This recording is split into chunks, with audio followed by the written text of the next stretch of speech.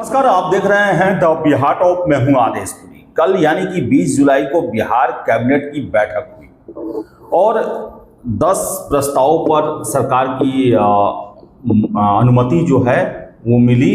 और बताएं आपको हम कि दो महत्वपूर्ण इसमें प्रावधान है। एक तो है कि सोशल मीडिया पर अगर आप गाली गलौज अमर्यादित टिप्पणी करते हैं तो सजा का प्रावधान किया गया है, और इसके साथ साथ पेपर लीक को लेकर चर्चा की गई है।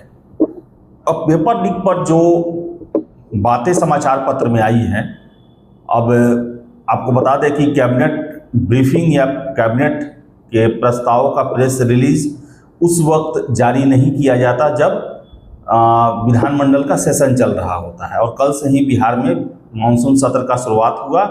ऐसे में जो कैबिनेट ब्रीफिंग या फिर उसका प्रेस नोट जारी नहीं हुआ, समाचार पत्रों के माध्यम से ही खबर है। और इसमें जो पेपर लीक को लेकर बातें रखी गई हैं, जो प्रावधान किए गए हैं, अगर यही चलेगा बिहार में तो ऐसा लग रहा है कि सरकार पेपर माफियाओं के खिलाफ नरमी बरतने जा रही है। अब दिया गया है समाचार पत्रों में कि पेपर लीक करने वाले को पर सख्त कार्रवाई की जाएगी, और 10 ऐसे अपराध का जिक्र किया गया है जिसमें 6 महीने से साल भर के दंड का प्रावधान किया जाएगा।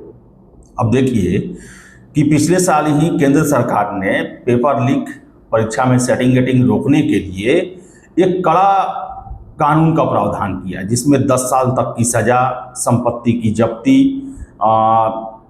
जिन लोगों का संलिप्तता है उनसे सारे परीक्षा का खर्च वसूला जाएगा। बड़ा ही मजबूत कानून था। उस पर तो पेपर लीक रुका ही नहीं। जब से कानून बना तब से देखा जाए तो केंद्र स्तर पर या फिर राज्य स्तर पर पेपर लीक और ज़्यादा बढ़ गया है, जितना कड़ा कानून बनाया गया। और ऐसे में जो बिहार सरकार कल कैबिनेट के द्वारा 6 महीने से लेकर 1 साल के सजा के प्रावधान का पेपर लीक को करेगी, तो इन मामलों में तो थाना से ही बेल मिल जाएगा। बिहार सरकार को जो केंद्र सरकार का प्रावधान है उसे कड़ाई से लागू करना चाहिए।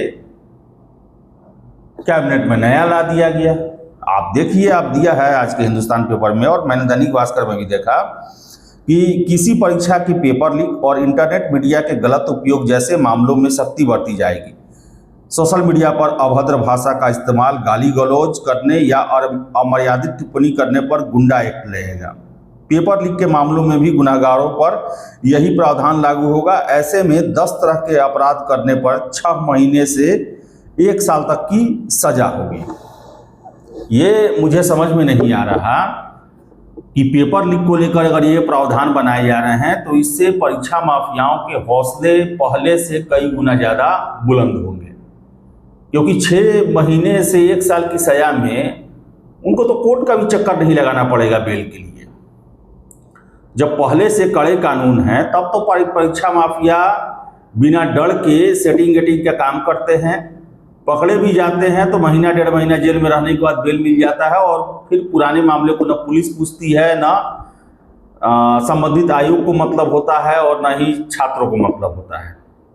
फिर से वो अपने पुराने काम में ही लग जाते हैं। आप देख ले, जितने भी परीक्षा माफिया हैं जिनके बारे में चर्चा की जाती है, लंबे समय से न जाने कितने एग्जामिनेशन में गड़बड़ी करते आए हैं, पकड़े भी गए हैं, और छूटने के बाद और बड़े पैमाने पर वो सेटिंग गेटिंग का काम करते हैं। अब मुझे समझ में नहीं आ रहा कि सरकार उन्हें पुरस्कृत कर रही है, उन पर अपना क्या कहा जाए, कानून का पकड़ जो है ढीला करके उन्हें आश्वस्त करना चाहती है कि आप अपना काम ईमानदारी से करें, हम आपके लिए प्रावधान भी हल्के कर देते हैं। मुझे लगा कि बिहार सरकार जो है वो बहुत ही कड़ा कानून बनाएगी, लेकिन तो पहले के कानून से भी इसको आसान कर दिया गया। परीक्षा माफियाओं के चलते ही उसी की आड़ में कल दिल्ली में इतना बड़ा बवाल हुआ। जो ये सीजेपी का जो तथाकथित छात्र आंदोलन था, जो कि बाद में विपक्षी दलों का एजेंडा आ गया उसमें, और किस तरह दिल्ली को काठमांडू बनाने की कोशिश की गई। वजह क्या था उसका? वजह नीट एग्जाम पेपर लीक मामला था। बिहार में ही देख ले, इस साल एईडीओ का एग्जाम कैंसिल हुआ, दरोगा की परीक्षा में पेपर लीक को लेकर छात्र सड़कों पर भी उतरे, सभी जगह गुहार लगाए, हालांकि अनसुनी कर दी गई बात।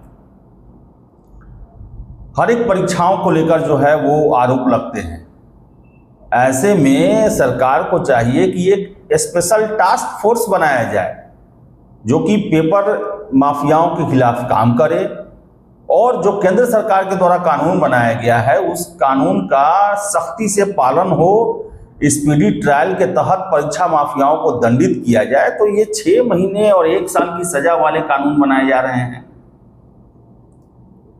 कभी पेपर लीक वाले मामले में किसी भी अपराधी को सजा मिलते हुए मैंने तो नहीं देखा है। जब गड़बड़ी होता है उस समय सारा चीज सुर्खी में बना रहता है, गिरफ्तारी होती है, 1 महीना बाद सब कुछ रफा दफा हो जाता है, कोई पूछने वाला नहीं कि क्या हुआ क्या नहीं। अब बिहार में परीक्षा माफिया तो डीएसपी तक बने हुए हैं, जिनका डीएसपी बनने से पहले कई पेपर लीक में आपराधिक इतिहास रहा है। बिहार की जांच एजेंसी के द्वारा सरकार के पास चिट्ठी लिखा गया कि इसे बिहार पुलिस सेवा डीएसपी जैसे अहम पद पर ज्वाइनिंग न दी जाए, बावजूद दिया गया। उसके बावजूद जो है वो 67वीं पेपर लीक में नाम आया, फिर मामला सॉर्ट आउट हो गया, सारे मामले खत्म हो गए। तो कहीं ना कहीं जो है वो संरक्षण मिलता है, इन्हें साथ मिलता है।